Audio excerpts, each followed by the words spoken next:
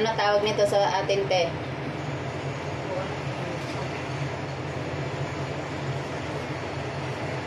Ano ba? Nang uod-uod?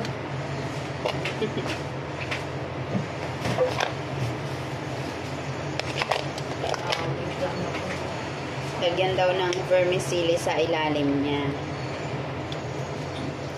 Hindi yan nilagyan ng vermicelli. Ang isang klase. Yung scallop na malaki. Kaya nga, kapag yung vermicelli sa taas. Hindi yan. Lagyan daw sa baba niya.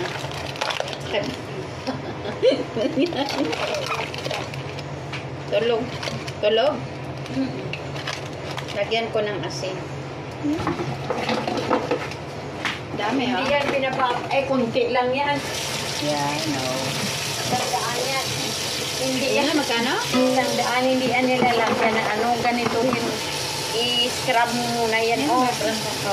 Tapos, i-ganon mo yan. Mamaya na. Kaya nga, ganon mo yan. Oo, tapos, gani. may kunin ka dyan. Kunin mo yan. May mga buhangin yan. Lagyan ko nga muna ng asin para i-spin out nila yung asin. May mga buhangin dyan.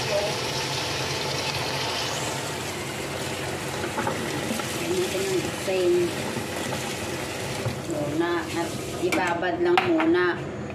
No? Hindi yan binababad. Ay, inang. Oo. Hindi yan katulad sa ibang clams. Binababad to ni Siti.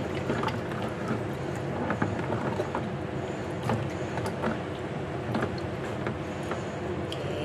Tama na. Tama na. Babad na muna.